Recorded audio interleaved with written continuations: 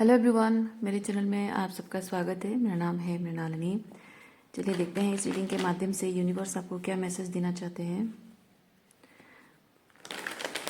जय universe, please बताइए जो भी कलेक्टिव इस रीडिंग को देख रहे हैं उनके हाईएस्ट स्टेट के लिए आप उन्हें क्या बताना चाहते हैं। Thank you for your grace, thank you for the love, thank you for abundance, thank you for healing, thank you for transformation, thank you for guidance, thank you for clarity, thank you for protection, thank you for validation. जय universe, thank you, thank you, thank you.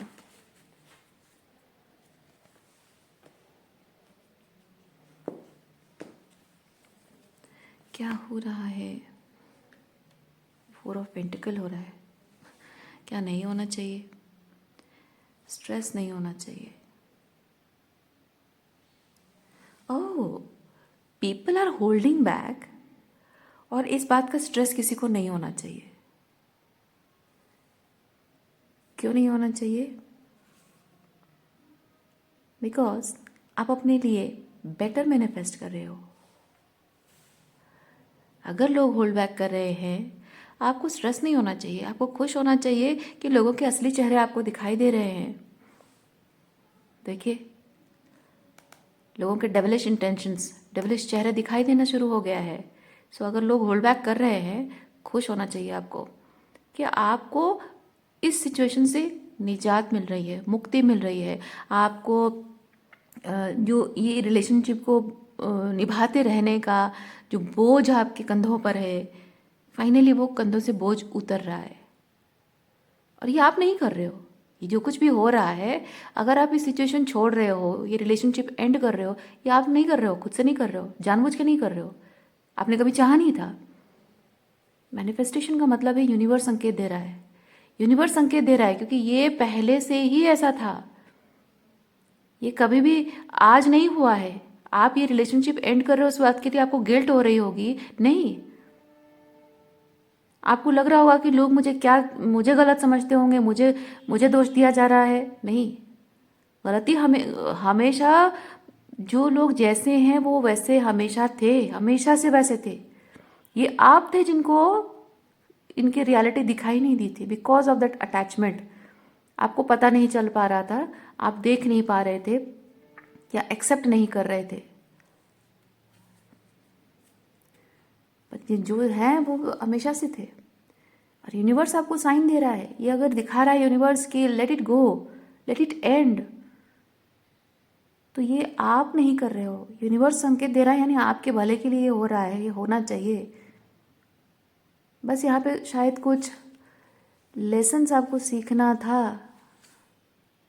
देखिए, इस relationship में आप single handedly सब कुछ handle कर रहे थे। लेसन सीखना कि कौन लायक है। आपकी जो ब्लेसिंग्स है जो आप शेयर करते हो, आपके सब अच्छी क्वालिटीज़, आपकी जो स्पिरिचुअल गिफ्ट्स हैं, सब कुछ जो आप लोगों के साथ शेयर करते हो, वो उस लायक है भी या नहीं, ये आपको समझना था, ये आपको जानना था।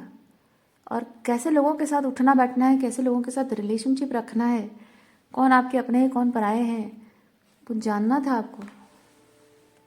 देखिए क्या कहा मैंने, ऐसे रिश्तों के बोझ, ऐसे रिश्ते बोझ होते हैं, है ना। ऐसे रिश्ते बोझ होते हैं। और हम, दुनिया क्या कहेगी, लोग क्या कहेंगे, मैं एक अच्छा पति नहीं हूँ, मैं एक अच्छी पत्नी नहीं हूँ, मैं अच्छी बेटी नहीं हूँ, अच्छा बेटा नहीं हूँ, मैं अच्छी बहू नहीं हूँ, हम अच्छे माँ बाप नहीं हैं, ये सब कहकर हम दुनिया की नज़रों से खुद को देखते हैं और उस टॉक्सिक रिलेशनशिप का बोझ अपने कंधों पर उठाए जी रहे होते, मर मर कर जी रहे होते। और यूनिवर्स आपको साइन दे रहा है, नहीं, अब वक्त आ चुका है कि दुनिया क्या कहती है वो मत देखो, दुनिया की नज़रों से खुद को मत देखो, क्योंकि ये सिचुएशन हो सकता है आपकी सर्वाइवल पर सवाल उठा रहा है। देखिए, ये होता है, बहुत कुछ फियर, ओके, अनसर्टनटीज। ऐसे रिलेशनशिप में अगर आगे पूरी ज़िंदगी काटोगे, वो अनसर्टनटीज, आगे क्या होगा, क्या कैसे होगा, वो जो एक डर है आगे क्या होगा, उस बात का जो डर मन में बैठ जाता है कि ऐसे अगर चलता रहा और मैं इस रिलेशनशिप का बोझा उठाता रहा या उठाती रही तो मेरा क्या होगा। आपकी स्पिरिट है ना, इस चीज़ को कैसे हैंडल करेगी। अंदर से एकदम वो डर से जान सूख जाती है, जैसे बोलते हैं ना, वैसी हालत हो गई है आपकी, फिर भी आप डर के मारे इसको निभाते जा रहे हो। मैच्योरिटी, आपको लगता है कि इसको निभाते रहना ही मैच्योरिटी है, समझदारी है। नहीं, ये एस ऑफ पेंटिकल भी है, यानी कि मैच्योरिटी इसमें नहीं है कि आप एक टॉक्सिक सिचुएशन को एंड्योर करते रहो। मैच्योरिटी इसमें है कि जब कोई चीज़ टॉक्सिक है, आपकी सोल ग्रोथ, आपकी सोल को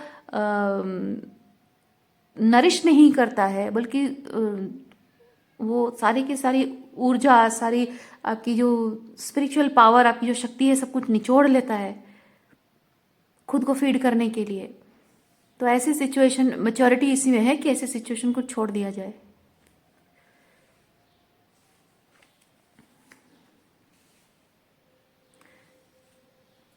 इस रिलेशनशिप में या इस सिचुएशन में रहकर आपने अपने आप को किस तरह से खोया है, क्या वो आप यहाँ रहकर हील कर पाएंगे?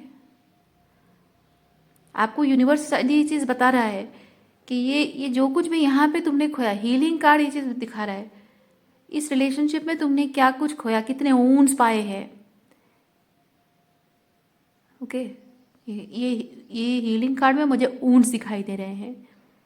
यूनिवर्स आपको दिखा रहा है कि कितना वुंडेड हो गए हैं आप, साइकोलॉजिकली, इमोशनली, स्पिरिचुअली कितने वुंडेड हो गए हैं आप।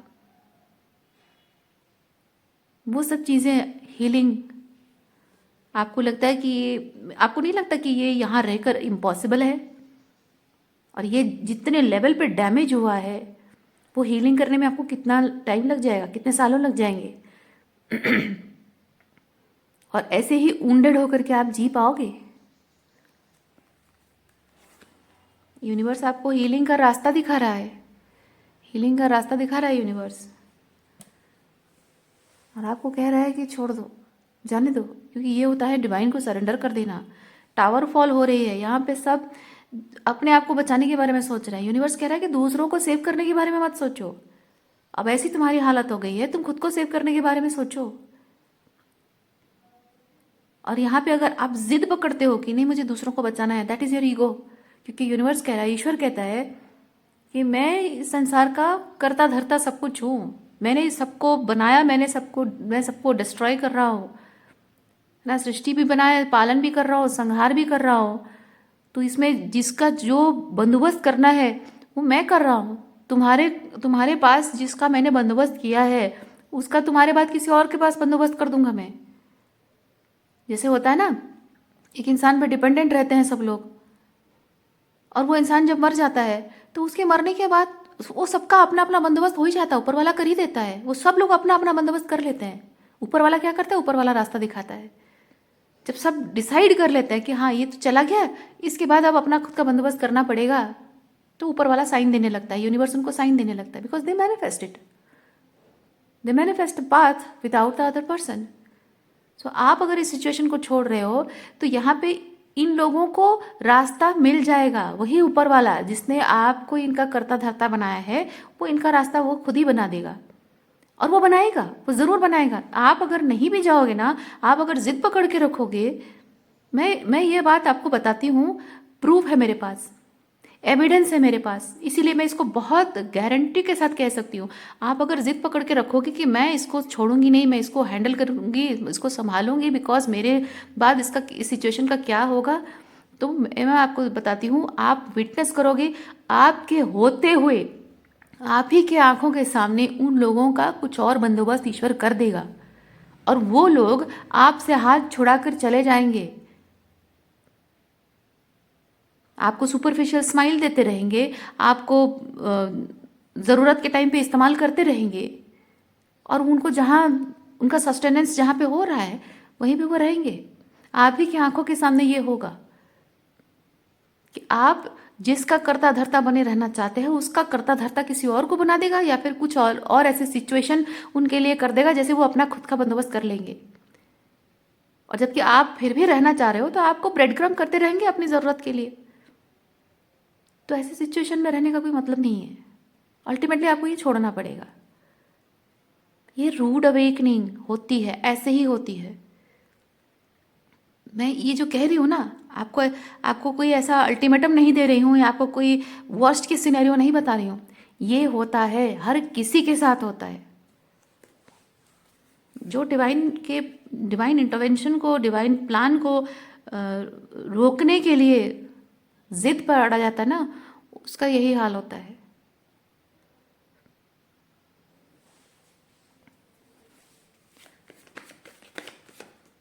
हर एक तरह से ईश्वर आपको क्लैरिटी दे रहा है।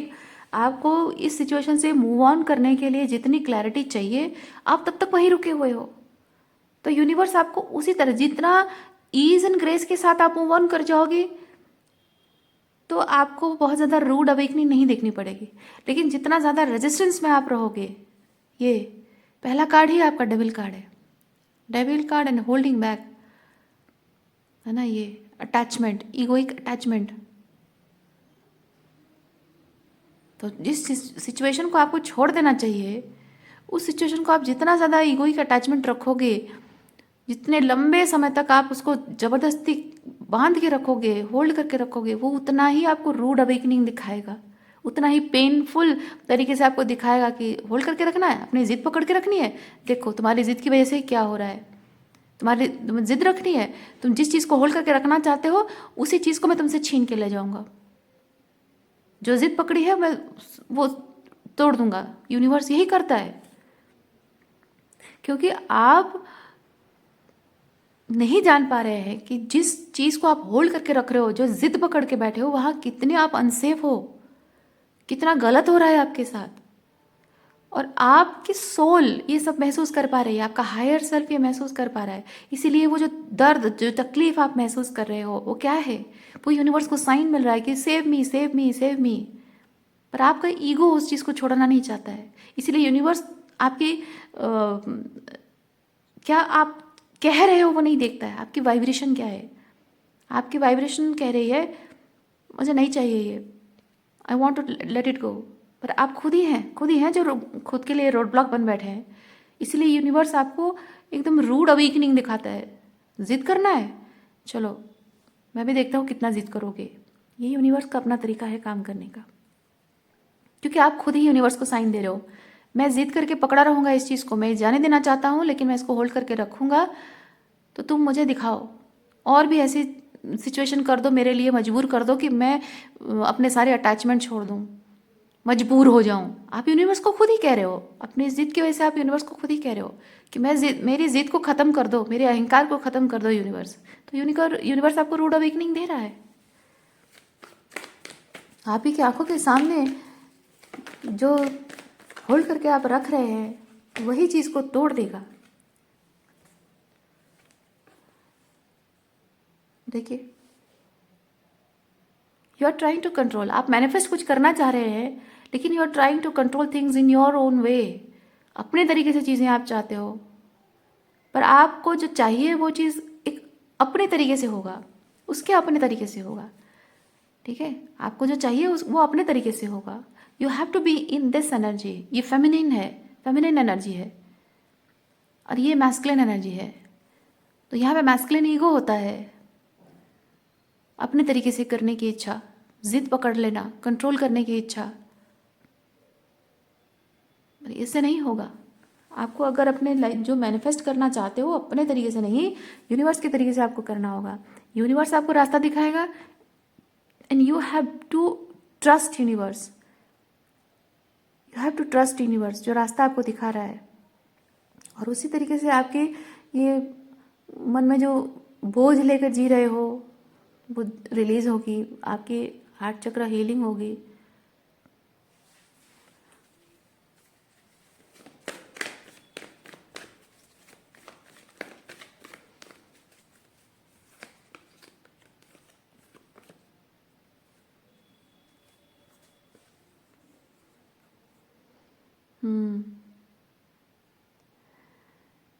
आपको अपने हिसाब से लग रहा है कि सक्सेस ऐसे दिखना चाहिए।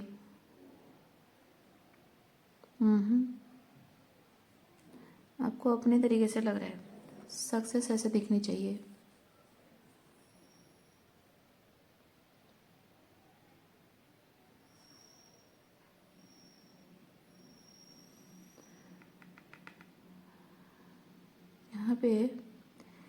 यहाँ पे मैं थोड़ा सा देख रही हूँ ईगो मुझे दिख रहा है, रिजेंटमेंट मुझे दिख रहा है, जिद मुझे दिख रहा है। I am right, my way is right, मेरे तरीके से सब कुछ होगा, मतलब मैं अपनी जगह राइट हूँ। ये मुझे मुझे इस कार्ड में बेसिकली दिख रहा है, मैं अपनी जगह राइट हूँ, तो मेरे तरीके से चीज़ें वर्कआउट क्यों नहीं हो रही है? मैं अपनी जगह राइट हूँ तो मेरे तरीके से क्यों ना वर्कआउट नहीं हो रहा है? लेकिन ये जो आप कर रहे हैं, जिस तरीके से आप चीज़ों को सक्सेसफुल करना चाह रहे हैं, ये इसकी फाउंडेशन है फियर, इसकी फाउंडेशन है फियर। लेकिन जब सक्सेस पाना है उसकी फाउंडेशन होनी चाहिए ये ग्राउंडेडनेस, ये ग्राउंडेडनेस होनी चाहिए। ओके, आप देखिए ना आपकी हीलिंग के लिए क्या चाहिए आपको। ये queen of wands and queen of pentacle, feminine energy. Okay, masculine energy नहीं। मैनिफेस्ट करने के लिए आपको अपनी फेमिनिन एनर्जी को एक्टिवेट करनी होगी। Fear based and ego based, fear based basically resentment based, आप अगर चीज़ों को अपने तरीके से करना चाहिए नहीं होगा। अगर रिजल्ट आपको मिल भी जाए ना तो मेरा मानना है कि वो आपसे फिर छीन जाएगा, क्योंकि आपने अपने ईगो को सेटिस्फाई करने के लिए, अपने तरीके को सेटिस्फाई करने के लिए जो तरीका अपना होगा वो डेफिनेटली मैनिपुलेटिव होगा। मैनिपुलेटिव तरीके से कभी भी कुछ वर्कआउट नहीं करता, अगर वर्कआउट करता है तो शॉर्ट टर्म होता है।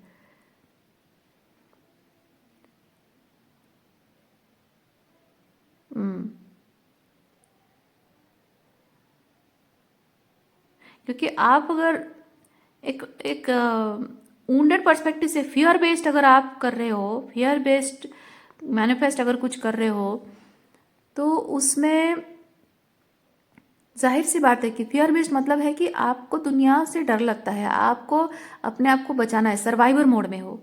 तो आप जब सर्वाइवर मोड में हो तो यूनिवर्स आपको जो देगा वो जैसे तैसे सर्वाइव करने के लिए जितना ज़रूरी है बस उतना ही देगा। ओके, और जैसे ही आप वो सर्वाइव करने के लिए जितना चाहिए उससे जब आप सेटिस्फाई हो जाते हो ना, वहीं पे आपकी मैनिफेस्टेशन खत्म हो जाती है, बंद हो जाएगी। आई होप बात समझ रहे हो आप। लेकिन जब आप बहुत ही ग्राउंडेड पर्सपेक्टिव से करते हो तो आप जो मैनिफेस्ट कर रहे हो उसकी नीड आपके जीवन में कितनी है, क्या ज़रूरत है उसकी, वो जानते हैं। ईगो बेस्ड नहीं है, फियर बेस्ड नहीं है, आपकी नीड है उसमें। क्योंकि देखिए यहाँ पे कितना ये फ्लावर, ये फूल अपने बालों में, सुंदर बाल है, ये चूड़ियाँ हैं, इतने अच्छे कपड़े हैं, लोटस पे बैठना, ये सुंदर दिखना, यहाँ पे इतने सारे, ये क्या है? ये अबंडेंस है, प्रॉस्पेरिटी का साइन है। यानी कि जो आप मैनिफेस्ट कर रहे हैं वो आपके जीवन को कितनी खूबसूरत तरीके से रंग सकता है, कितनी खूबसूरती से आपके जीवन को निखार सकता है, वो चीज़ आपको पता है। So you have to be that creative person. You have to be in your feminine energy. So जो भी आप मैनिफेस्ट कर रहे हैं, इस मैनिफेस्टेशन को अपनी ज़िंदगी में लाकर अपनी ज़िंदगी को आपको निखारना है, खूबसूरत बनाना है, हील करना है, और अपनी स्पिरिचुअल ग्रोथ, उसमें आपकी पल पल आपकी स्पिरिचुअल ग्रोथ होगी, आपके जीवन में उजाला होगा, खुशियाँ होंगी। उस पर्सपेक्टिव से जब आप करोगे ना तो वहाँ पे क्या होगा, हर एक पल आप महसूस करोगे कि एक लेवल से आप एक लेवल पे ग्रो कर रहे हैं। वो ग्रोथ ख़त्म नहीं होती है, एक नॉलेज लेवल से आप दूसरे लेवल ऑफ नॉलेज में जाते हो, विजडम आपकी बढ़ती जाती है, और विजडम कभी ख़त्म नहीं होता है, विजडम बढ़ती जाती है ना। यानी कि क्या होगा, आप कंसिस्टेंटली ग्रोथ देख रहे हो, ऐसे एनर्जी में आप कंसिस्टेंटली ग्रोथ देख रहे हो, आपकी स्पिरिचुअल ग्रोथ भी हो रही है, और क्रिएटिविटी भी ऐड होती जा रही है, नए नए क्रिएटिव आइडियाज़ आ रहे हैं, रिलेशनशिप को और कैसे बेहतर बनाना है, या आपका काम अगर है तो काम को कैसे और बेहतर बनाना है। तो उसमें ये चीज़ होता है कि आप जब अपनी पूरी सोल, फेमिनाइन एनर्जी सोल है, सोल को रिप्रेजेंट करती है, ये बॉडी, मैस्कुलिन एनर्जी बॉडी को रिप्रेजेंट करता है, अहम को रिप्रेजेंट करता है। ईगो ज़रूरी है, मैं नहीं कह रही हूँ ईगो ज़रूरी नहीं, ईगो ज़रूरी, ईगो के बिना इंसान की ग्रोथ ही नहीं है। ये जो कुछ भी आपके जीवन में दुख और तकलीफ आता है, ईगो नहीं होता तो आप इस दुख और तकलीफ से बाहर नहीं निकलते, वहीं पे सड़ रही होती ज़िंदगी। ईगो ज़रूरी है, पर जहाँ आपकी ग्रोथ के लिए आपको अपनी सोल की बात सुननी ज़रूरी है, वहाँ आपको अपनी ईगो को थोड़ा हम्बल करना होता है। ओके, तो यहाँ सोल ग्रोथ है। तो जो भी मैं ग्रोथ की बात कर रही हूँ, हर एक चीज़, चाहे स्पिरिचुअल ग्रोथ हो, चाहे मेंटल हो, चाहे इमोशनल हो, हर चीज़ की ग्रोथ है। और ये ग्रोथ रुकती नहीं है कंसिस्टेंटली, क्योंकि एक लेवल ग्रोथ करते हो ना, तो दूसरे लेवल पे जाने की इच्छा और भी जागृत हो जाती है, क्यूरोसिटी बढ़ती जाती है। और जैसे जैसे आपकी इच्छा और भी बढ़ती जाती है, वो ग्रोथ और भी होता रहता है, मतलब कंसिस्टेंट ग्रोथ होता रहता है। इसमें क्या हो रहा है, ये जो प्रोजेक्शन है, इसमें ये हो रहा है कि आप एक लेवल पे सरवाइव करने के लिए सोच रहे हो, जहां आपको लगा कि हाँ मेरे सरवाइव करने के लिए बहुत कुछ मुझे मिल गया है, वहीं पे स्टॉप हो जाता है मैनिफेस्टेशन। लेकिन यहाँ ग्रोथ कंटिन्यूअस होती है, कंसिस्टेंट ग्रोथ चलती रहती है, लाइफ लॉन्ग ग्रोथ चलती रहती है। और यहाँ ग्रोथ रुकने का तो हाँ स्टेगनेंट हो सकती है, पर पीछे पीछे नहीं जा सकता है ना, डिक्रीज नहीं होगा, इंक्रीज होगा, या फिर कुछ टाइम के लिए स्टेगनेंट होगा। अब ये आप पे डिपेंड करता है। आप अगर अपने ईगो बेस्ड रहना चाहते हैं, स्टेगनेंसी, तो स्टेगनेंट रहेगा कुछ टाइम। लेकिन आप जब अपनी फेमिनिन एनर्जी को अलाउ करते हो, तो आपको महसूस होगा, वो ग्रोथ महसूस होगा, उसकी उसकी जो बेनिफिट्स हैं आपको महसूस होंगे। तो आप स्टेगनेंट रहोगे ही नहीं, कंसिस्टेंट ग्रोथ पर ध्यान दोगे। आप एक बार ये चीज़ करोगे ना, आप महसूस कर पाओगे कि आपको रुकने का मन नहीं करेगा, आपको अपने पास्ट वर्जन में जाने का मन ही नहीं करेगा। और ये लाइफ लॉन्ग ग्रोथ होती है। तो आप जब यूनिवर्स को साइन दे रहे हो कि कंसिस्टेंट ग्रोथ, मुझे और ग्रोथ चाहिए, और स्पिरिचुअल ग्रोथ चाहिए, और मुझे हीलिंग चाहिए, और मुझे एनलाइटमेंट चाहिए, मुझे और ज़्यादा वो अनकंडीशनल लव एनर्जी को और ज़्यादा फील करना है, so you are putting action कि कैसे वो चीज़ हो, and you are manifesting it. वो कंटिन्यूअस चलता रहता है, यानी कि वो लाइफ लॉन्ग हो जाता है, वो रुक नहीं जाता, एक पॉइंट पे आकर रुकता नहीं। इसलिए जो ईगो बेस्ड मैनिफेस्ट कर रहे हो वो टेम्पररी है, वो ज़्यादा नहीं टिकेगा। लेकिन जब आप अपनी सोल बेस्ड ग्राउंडेड होकर करते हो, पर्पसफुली करते हो, ये पर्पस है, पर्पसफुली और ये ग्राउंडेड होकर करना है, जब वो चीज़ करते हो तो ये मैनिफेस्टेशन आपके लाइफ लॉन्ग रहता है।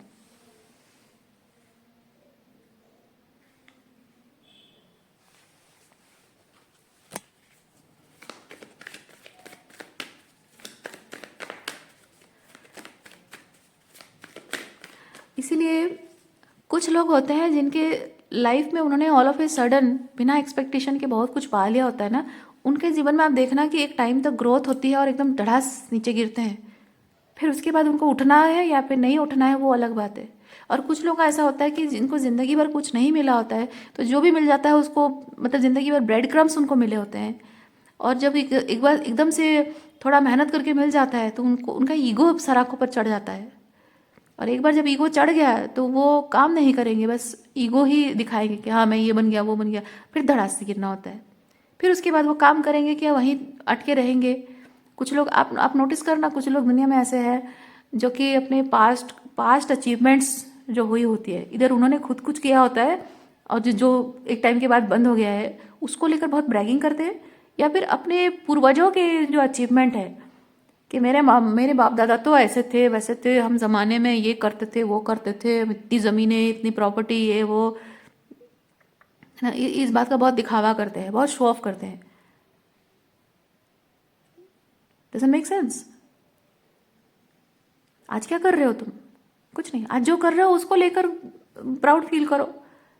कौन से ज़माने में क्या था और आज नहीं है ना, या फिर कब कुछ किया था और आज कुछ नहीं कर रहे हो, तो वही चीज़ है। कल क्या किया था वो मैटर नहीं करता है, आज क्या कर रहे हो मैटर करता है।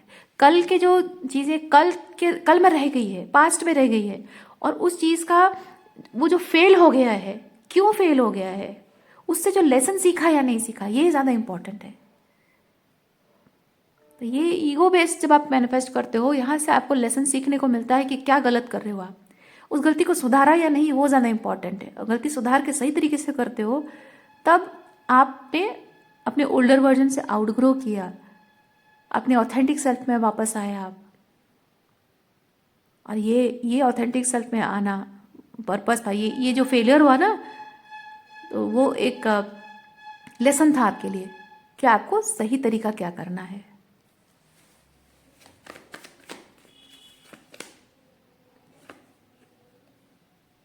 मोडालिटी,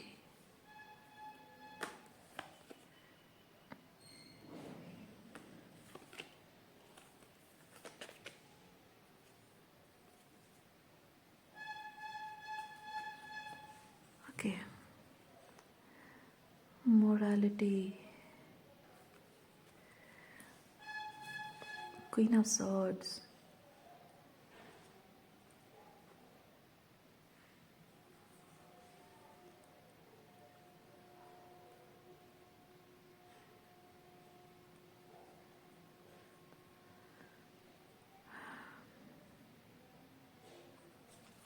ये बाहर से टफ एक्सटीरियर नारियल के जैसे होता है ना, टफ एक्सटीरियर, और ये उसके अंदर की सॉफ्टनेस है। क्वीन ऑफ कप्स, ये क्वीन ऑफ सॉर्ड्स है, ये अंदर की सॉफ्टनेस है, बाहर की toughness.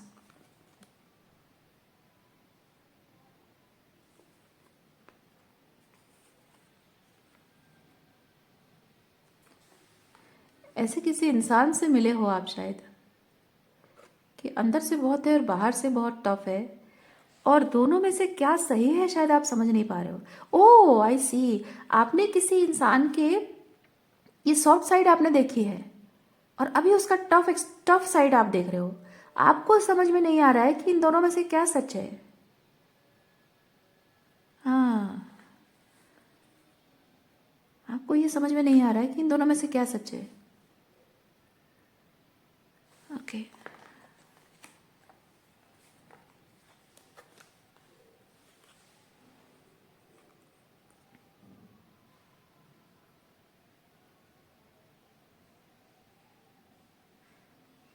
Possibilities, two of wands. आप एग्जैक्टली जैसे है ना, this person is mirroring you. Okay, आप एग्जैक्टली जैसे हैं, ये पर्सन आपको मिरर कर रहा है। Yes, and you have become the inspiration. Believe me, believe me, you have become the inspiration for somebody।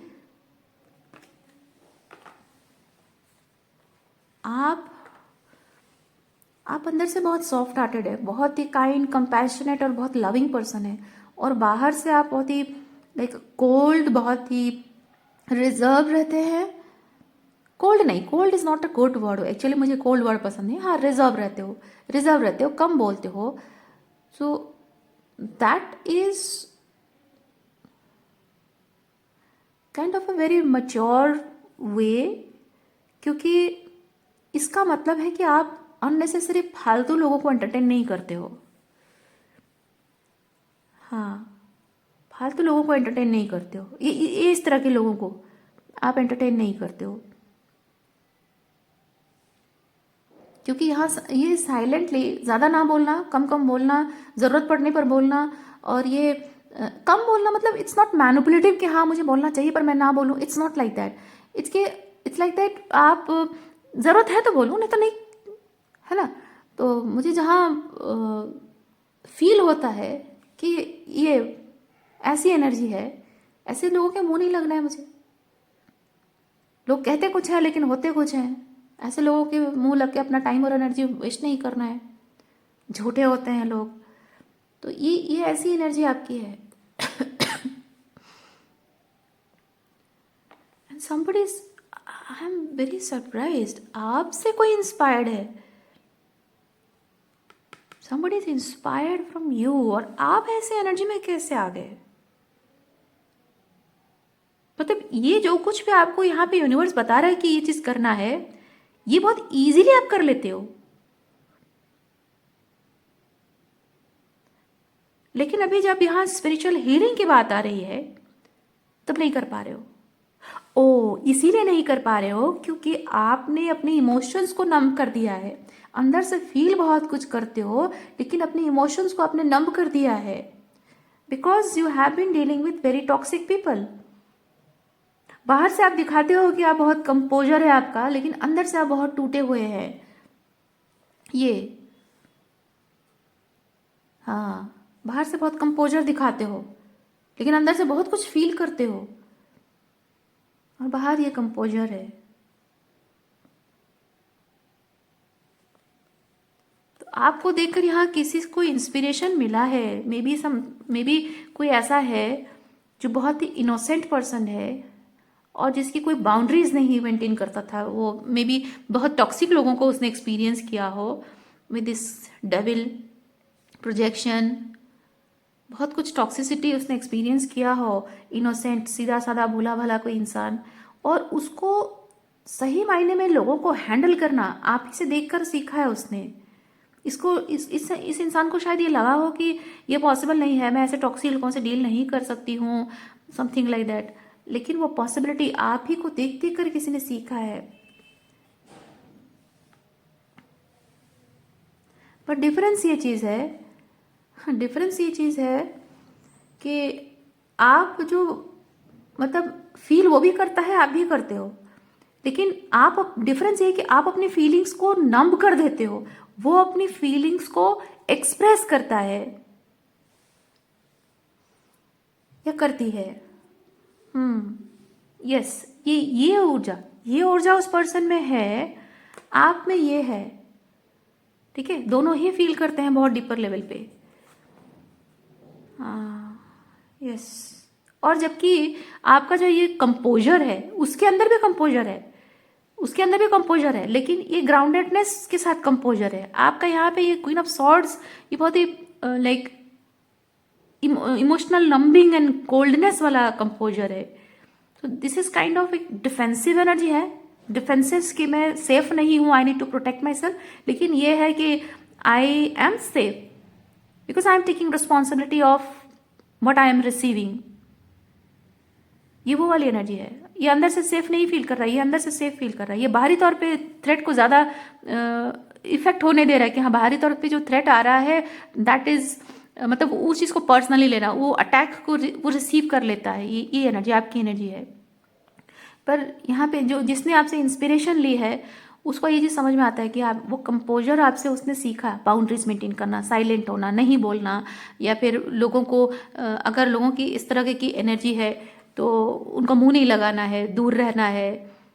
Okay, वो सीखा है इस इंसान ने, लेकिन साथ ही साथ उसने अपने आप पर काम भी किया है, उसने हीलिंग भी की है। ये उसने हीलिंग भी की है, इसलिए वो ग्राउंडेडनेस है एंड अपना हार्ट चक्र हील हुआ है। इसीलिए इसकी वजह से ये this person is able to express himself और हरसेल्फ द वे ही और she should.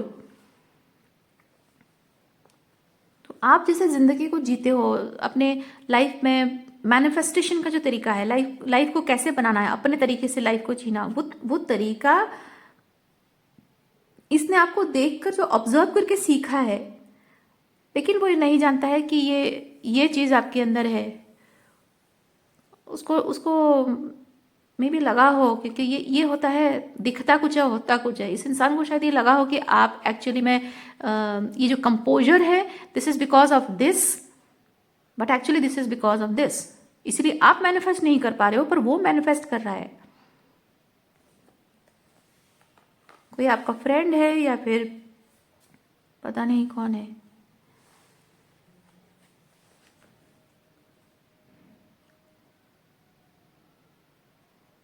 Like you are the teacher.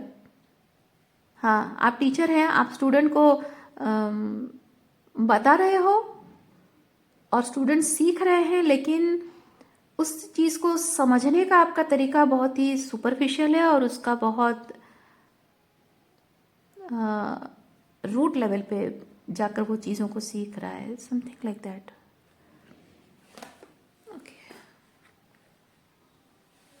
May be this is not about any other person. हो सकता है कुछ लोगों के लिए हो सकता है, कुछ लोगों के लिए सिंपली ये चीज़ हो सकता है कि आपको अपने इमोशंस को नम नहीं करना है, बाहरी दुनिया को दिखाने की कोशिश नहीं करनी है कि आप बहुत कंपोजर है आपके अंदर। नहीं, जो फील करते हो उसे वो पेन अगर है, जो फील करते हो अच्छी बात है तो उसे वैसे ही रहने दो, अच्छी बात है। और जो पेन फील करते हो तो नम करना नहीं है, बल्कि उसको हील करना है, ताकि आप ग्राउंडेड फील करें और अपने आप को आप ओपनली एक्सप्रेस कर सके द वे। ये क्या होता है, कॉन्फिडेंस। ये कॉन्फिडेंस होता है कि मैं इनसाइड आउट जो हूँ, जैसी हूँ, you know, I am able to express my self the way I am. और ये डरने वाली एनर्जी नहीं है। क्योंकि ये फायरी क्वीन है, क्योंकि इसको पता है उसने हाथ में अगर माचिस पकड़ी है तो वो माचिस एक दिया भी जला सकती है और एक घर को आग भी लगा सकती है। And she has that confidence. ये जो कैंडल उसके हाथ में है ना, लाइट फायरी है ना, इसलिए कैंडल उसके हाथ में है।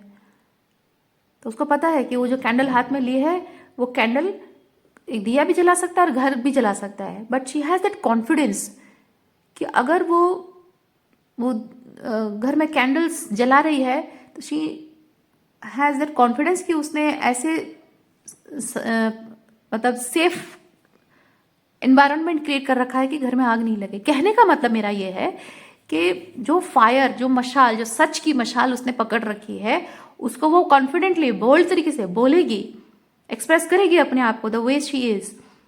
और उससे अगर कुछ जलता है तो किसी का अहंकार जलेगा, किसी का मासूम दिल नहीं जलेगा। बात समझ रहे हैं आप? किसी का अहंकार जलेगा, किसी की टॉक्सिसिटी जलेगी, लेकिन किसी का मासूम दिल नहीं जलेगा। उसके लिए हार्ट चक्र हीलिंग होना बहुत ज़रूरी है इस एनर्जी में आने के लिए, पर आप वो नहीं कर रहे हो। बस यही चीज़ आपको यूनिवर्स बता रहा है। फॉर सम ऑफ यू ये सिंपली आपके लिए है, और आप में से कुछ लोगों के लिए may be somebody else is involved and inspired by you.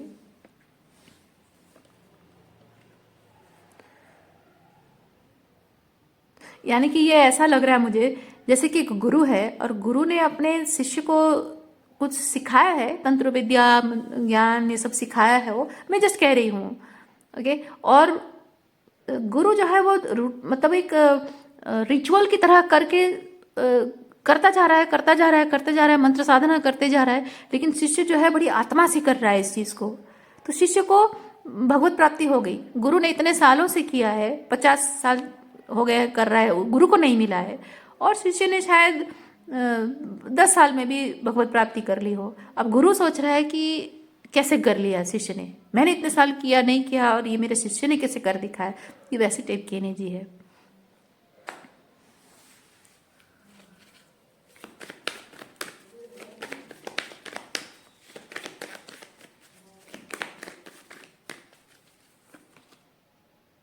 Empress,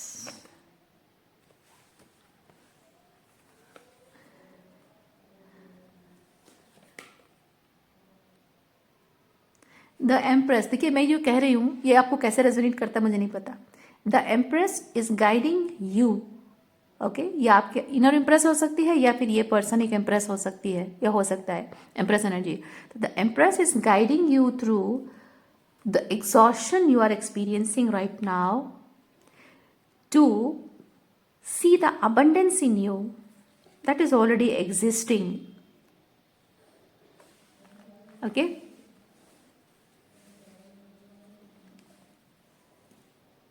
अपने आप को आप अंडर एस्टिमेट कर रहे हैं, अपने आप को अंडर एस्टिमेट कर रहे हैं। आज के लिए इतना ही है। उम्मीद करती हूँ इस रीडिंग से आपको कुछ क्लैरिटी मिली हो। मैं आपको नेक्स्ट रीडिंग में मिलती हूँ। अपना ख्याल रखिए, खुश रहिए, बाय।